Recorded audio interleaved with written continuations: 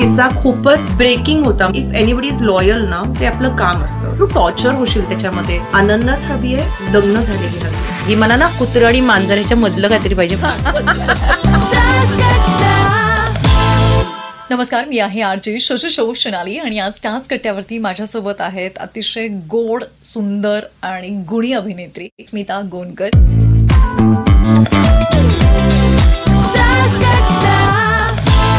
एकदम fresh vibe आली आहे. तुझ्याकडे आल्यावर तर आम्ही एकदम असे फ्रेश होऊन जाऊ. Thank you so much. काय चाललंय? हिंदी फिल्म केली होती, मेन नेगेटिव्ह आहे त्याच्यात. मी त्याचं डबिंग चालू आहे, तर आम जगलिंग. लगेचच म्हणालीस तर उद्या एका गुरखाच्या ड्राईव्हवर जाण्याचा प्लॅन आहे. म्हणजे इट्स अन इव्हेंट. तर आय थिंक भारतातले 30 गुरखेस येणार आहेत. तर बस that's won't be fun ride. पण ऑफ रोडिंगची खास आवड असल्याने आय एम लुकिंग फॉरवर्ड. जमलं तर मी नक्की जाईन. किती मस्त आहे. सगळ्यांना ट्रॅव्हल गोल्स देत असते. हो का? थँक्यू. म्हणजे मी आधी जॉब करत होते आणि मग या क्षेत्रात आले. आणि इट इज, मी नेहमी म्हणते की मी फार असे विचार नव्हतं केलं की मला ऍक्टरच बनायचं आहे किंवा काही. मी नेहमी म्हणते की I am an actor by fluke. आणि नंतर मग त्याच्यात मग इट बिकेम माय पॅशन. मुली जेव्हा येतात किंवा मुलंही या क्षेत्रात येतात, मी त्यांना म्हणते की शिक्षण झालंच पाहिजे व्यवस्थित. नंतर तुम्ही जॉब पण करा, साईड बाय साईड स्टार्ट करा. तुमचं समजा इकडे चाललं तर मग you can leave your job, जे काय असेल ते. पण एक क्वालिफिकेशन असणं आणि एक स्टँड बाय काहीतरी करता येईल असं असणं फार गरजेचं आहे. आणि आता असं झालंय, आधी मी जर तू बघितलं असेल तर मी खूप फिल्म्स केल्या आधीच्या काळात. जी कुठली फिल्म यायची मी करायची. ओके, आली करा. पण आता डेफिनेटली माझंही तसं नाही राहिलं की म्हणजे जी चांगली फिल्म आहे तीच करते, किंवा जी मला वाटतं की नाही काहीतरी मला वेगळं देऊन जाईल तशीच फिल्म्स. आता फार लिमिटेड फिल्म्स करते. खूप कमी झालं आहे प्रमाण. आणि ऑफकोर्स इंस्टाग्राम आहे. आणि I am also side by side एक I am working on some boutique hotel. या सगळ्या गोष्टी आहेत. तर इंस्टाग्रामनी पण एक सेकंड सोर्स ऑफ इन्कम सुरू झालंय. बिसाइड्स आमचे काही काय म्हणतात कमर्शियल स्पेसेस आहे. तो इट इज व्हेरी इम्पॉर्टंट. जोपर्यंत तुम्हाला एक फायनान्शियल बॅकिंग असेल ना, तर तुम्ही मग त्या पद्धतीने निर्णय घेऊ शकता. तर I think that all is set. तर आता मी जे काय घेतेय ते सिलेक्टिव्ह घेतेय, किंवा म्हणजे आधीसारखा त्या प्रमाणात घेत नाहीये.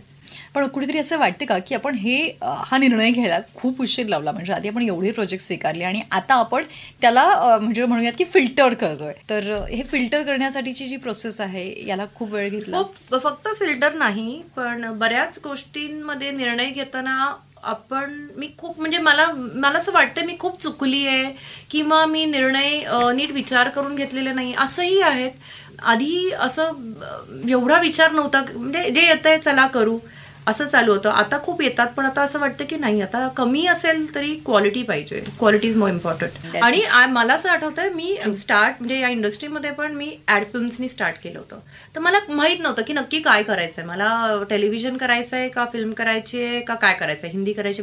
पण म्हणजे जे समोरून यायचं ते मी करायचे. मग त्या सिरियल्स, की मग मी त्या सिरियलसाठी वाट बघायची. आता हे होणार आहे मग नको फिल्म नको, हे होणार आहे.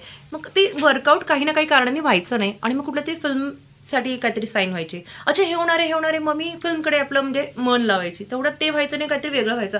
तर मी इतकी म्हणजे कन्फ्युज्ड, किंवा काय करायचं काय, म्हणजे काय देवाला काय वाटतं, इकडे करावं का तिकडे करावं. कारण काय ना, प्रत्येक वेळेस, आणि जोपर्यंत तुम्ही अनुभव घेत नाही ना, हे जोपर्यंत तुम्ही करत नाही तर तुम्हाला नक्की कळत नाही की नक्की तुम्हाला काय करायला आवडेल. आता कुठे असं मला म्हणता येईल की थोडीशी क्लॅरिटी आली की नाही आपल्याला हे आणि हे इथंच फोकस करायचं आहे, इकडे तिकडे जास्त भरकटायचं नाहीये आणि बी फोकस्ड. क्या बात आहे, अमेझिंग. फायनान्शियल सिक्युरिटी जितकी महत्वाची तेवढीच ना इमोशनल सिक्युरिटी सुद्धा तेवढीच आवश्यक आहे. आणि तिकडे जर इन्सिक्युअर आपण झालो तर मग तुम्ही कुठल्याही फील्डमध्ये असू द्यात, मग ॲज अन ॲक्टर असू द्यात किंवा मी ॲज अन आर्जर असू द्यात किंवा कोणी कुठल्याही फील्डमध्ये असू द्यात, आपण हलतो. राईट.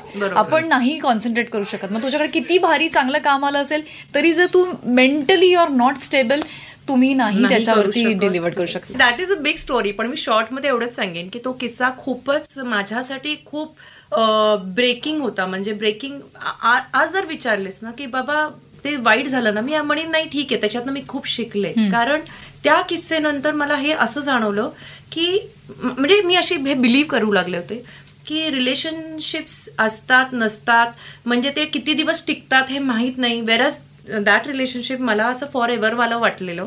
पण मला असं वाटलं की त्याच्यात वेळ गेला, सगळं गेलं आणि खूप I really got broken down.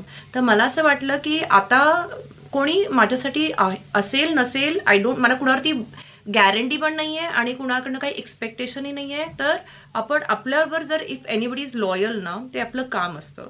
आणि त्याच्यानंतर म्हणजे हे 2012-13 नंतर मी कम्प्लिटली डिस्कनेक्ट झाले आणि सगळ्यांना लांब केलं आणि कम्प्लीट नुसतं फक्त कामाचाच विचार केला.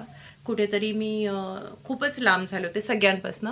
पण आय थिंक लॉकडाऊनच्या वेळेस या काळात आम्ही म्हणजे स्पेशली फॅमिली जे मी स्वतःला इतकं हे करून ठेवलं ते नाही मला काम नाही, मला हे आहे, मला ते. आणि तेव्हा पप्पी डे सुद्धा खूप फेमस झालं, पॉप्युलर झालं होतं. त्या निमित्ताने मी खूप ट्रॅव्हल करायची आणि खूप शोज व्हायचे आणि खूप. तर मी कुठेतरी माझे फॅमिलीने कधीही कुठला ट्रिप प्लॅन करताना मला विचारलं, म्हणजे त्यांना माहितीये की मी म्हणेन आयत्या वेळेस सांगेन ना तुम्हाला, आयत्या वेळेस सांगेन, मी फ्री असेल तर आदल्या दिवशी तुम्हाला सांगेन, तुम्ही तुमचं प्लॅन करा. पण तेच बिग बॉस जेव्हा गेले होते, मला आठवते बिग बॉसच्या वेळेस मी तेव्हा म्हटलं होतं की काय करणार आहेस, पहिल्यांदा बाहेर गेल्यावर काय करणार आहेस. तर मला डोक्यात एवढंच होतं की बाहेर गेल्यानंतर सगळ्यात अगोदर तर मी माझ्या फॅमिलीला घेऊन एक स्टेकेशनला जाणार आहे किंवा रिसॉर्टमध्ये किंवा कुठेतरी जायचं आहे.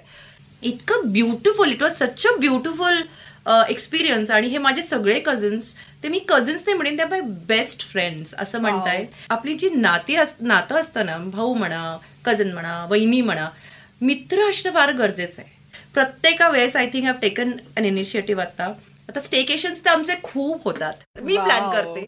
क्या बात आहे. मला सांग की फॅमिलीकडनं कधी असं होत नाही, म्हणजे आईकडनं वगैरे स्पेशली तू रिलेशनशिपमध्ये आता विचार करायला पाहिजे एखाद्या किंवा त्याबद्दलचा फोकस करायला पाहिजे. आईला ना जेव्हा रिलेशनशिपमध्ये होते तेव्हा मी त्याला सगळीकडे घेऊन फिरायची ना, म्हणजे मी पण इव्हेंटला घेऊन यायची. इट वॉज, मी कशाला लपू.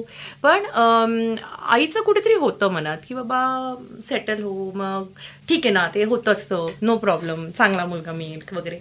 पण कुठेतरी ना माझं ते मला ते काय म्हणतात ते म्हणजे इट्स ऑलवेज बॅड लक म्हणता येईल या बाबतीत.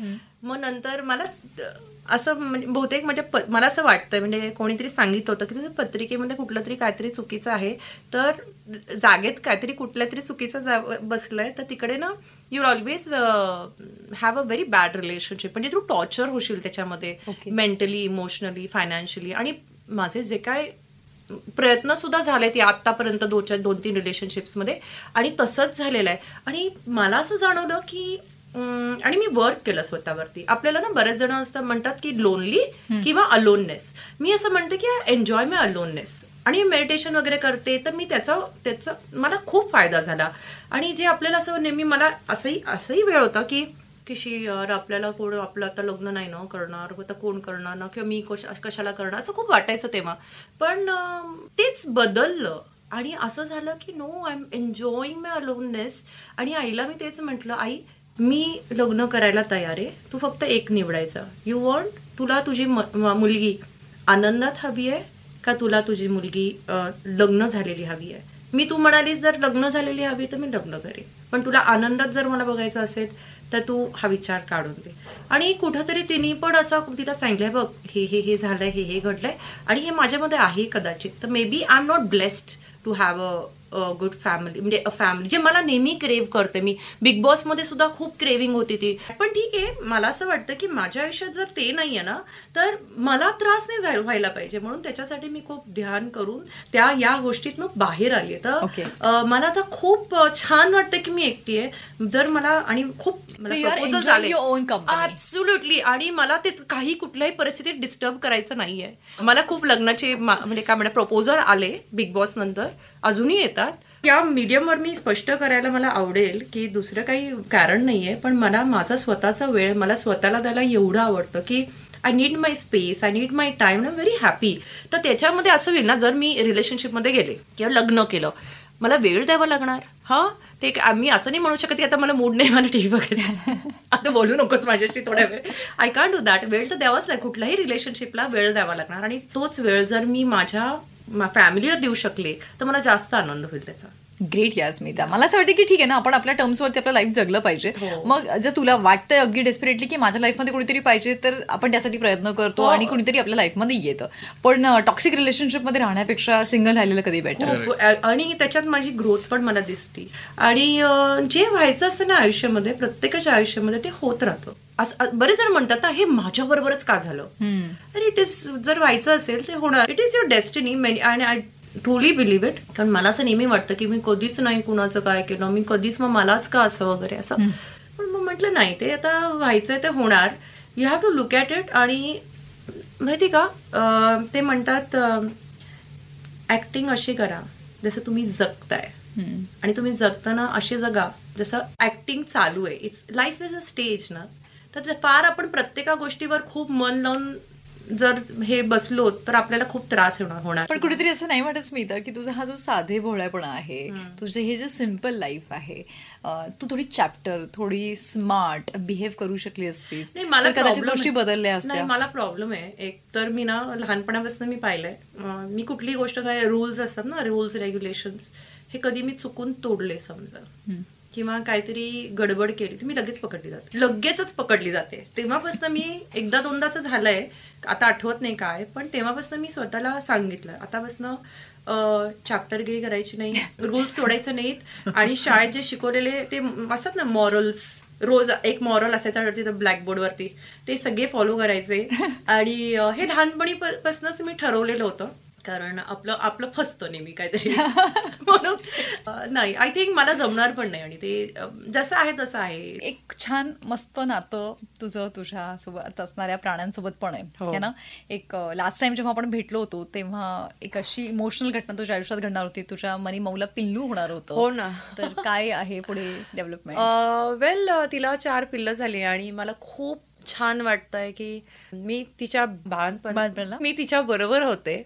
आणि त्या पूर्ण प्रोसेसमध्ये कोइन्सिडेंटली म्हणजे मी पुण्यात होते, ती मोठी गोष्ट. आणि ज्या पद्धतीने तिने तिच्या त्या बाळांना वाढवलं, आय एम टेलिंग यू, मी कुठल्याच मांजरीला असं बघितलं नाही. कारण ह्याच्या अगोदर सुद्धा माझ्याकडे खूप मांजरी होती आणि पिल्लं घातली होती, पण हिने ना म्हणजे कधीच तिच्या पिल्लांवर ती चिडलेली मी बघितलं नाही. म्हणजे तिला फिडिंग करून आहे ना, त्या पिल्लांनी एवढं चावलं होतं की एवढी जखम, म्हणजे आत फ्लेश सगळं बाहेर येऊन, तरी ती कधीही काही बोलायची नाही पिल्लांना. मी लिटरली अँटीबायोटिक्स म्हणजे देऊ का नको देऊ, कसं नीट करू, असं झालं होतं. तर खूप छान तिने पिल्लांना वाढवलं. पण अनफॉर्च्युनेटली काही दिवसानंतर ती गेली. आणि ती गेल्यानंतर, आणि कोइन्सिडेंटली त्या दिवशी मी, आई आणि भाऊ, जे तिचे सगळ्यात जवळचे होतो, कोणी घरी नव्हतं.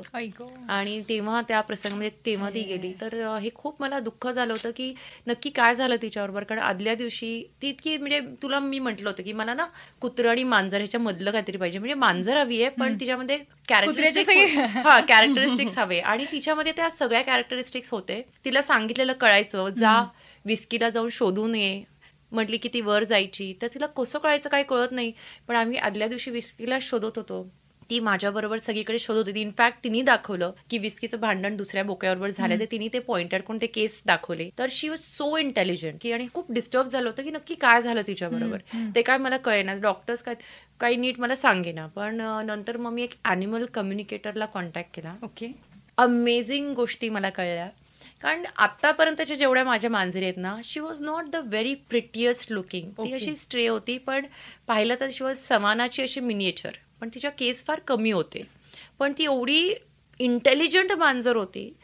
तर कुठेतरी खूप वेगळं नातं होतं माझं. असं नाही की बाबा गोड मांजरी ती गो माऊ, असं नाही, पण खूप इंटेलिजंट मांजर. मला इंटेलिजंट मांजरी खूप आवडतात. तर खूप छान नातं होतं. तर तिला असं मी जनरल विचारलं की वर यू हॅपी, तू आनंदात होतीस का माझ्याबरोबर वगैरे.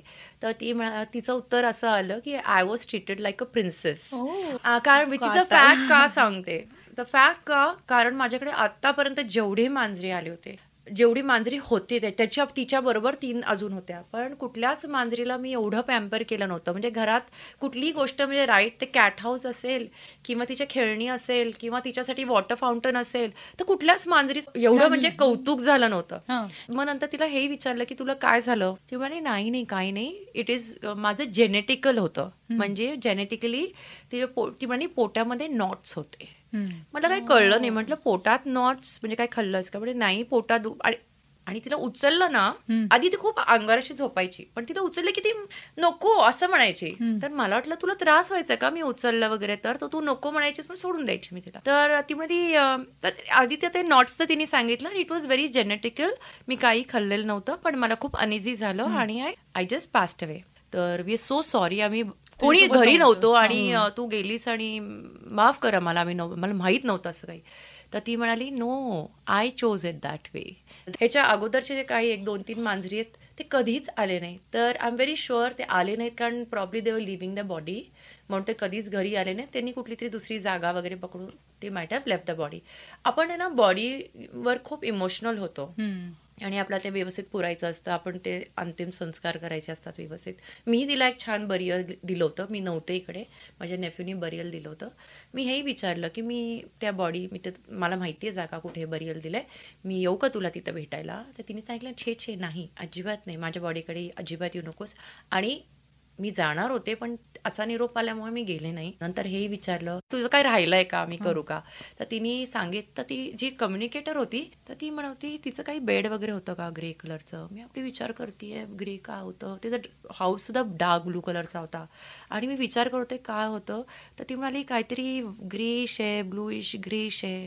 आणि एकदम मला आठवलं, मी एक ब्लँकेट मागवलं होतं ॲमेझॉनवरनं, त्याचे 2 तुकडे केले होते आणि तिने जेव्हा पिल्लं दिली होती ते पिल्लांसाठी म्हणून ते मी खाली ते वॉर्म कम्फर्टर ब्लँकेट ठेवलं होतं. तर मी म्हटलं does it have white stars असं मी विचारलं. ती म्हणाली yes it has white stars. तर तिला ती जे काय कम्युनिकेट करतात तिला व्हिज्युअली दिसत.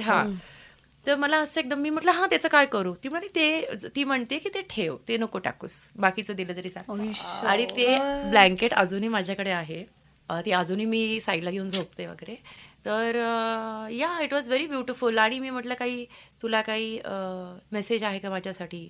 तर तेव्हा माझं काहीतरी एक स्ट्रेसफुल त्यावेळेस एक सिच्युएशन चालू होती.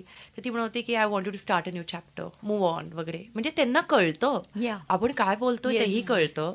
आणि या सगळ्या गोष्टी घरात जे काय चालू आहे ते. आणि तिला असं म्हटलं ना एवढं लवकर का गेलीस तू, तर तिचं असं उत्तर होतं की माय सोल पर्पज वॉज ओव्हर. मी ज्या कामासाठी म्हणजे ज्या सोलचा माझा पर्पज होता तुझ्या आयुष्य देण्याचा तो संपला, म्हणून मी गेले. आणि आय एम लाईक